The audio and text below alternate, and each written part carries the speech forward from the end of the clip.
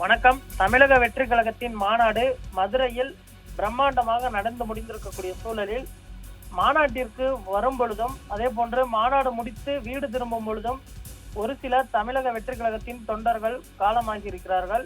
இந்த நிலையில் தமிழக வெற்றி கழகத்தின் தலைவர் விஜய் அவர்கள் தற்பொழுது இரங்கல் தெரிவித்து எக்ஸ் தளத்தில் பதிவினை வெளியிட்டிருக்கிறார்.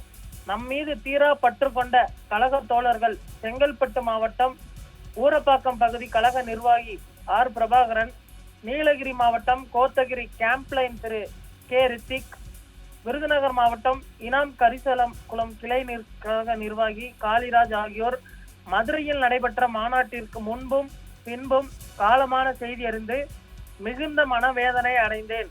நம் கழகத்திற்கான இவர்களது பற்றுறுதியும் பங்களிப்பும் என்றென்றும் நம் நினைவில் நிற்கும். அவர்கள் விரும்பிய லட்சிய சமுதாயத்தை நாம் படைத்து காட்டுவோம். கழக தோழர்களை பிரிந்து வாடும் அவர்களின் குடும்பத்தினர், உறவினர்கள் மற்றும் நண்பர்களுக்கு எனது ஆழ்ந்த அனுதாபங்களை தெரிவித்துக் கொள்கிறேன். காலமான கழக தோழர்களின் ஆன்மா சாந்தியடைய இறைவனை பிரார்த்திக்கிறேன்.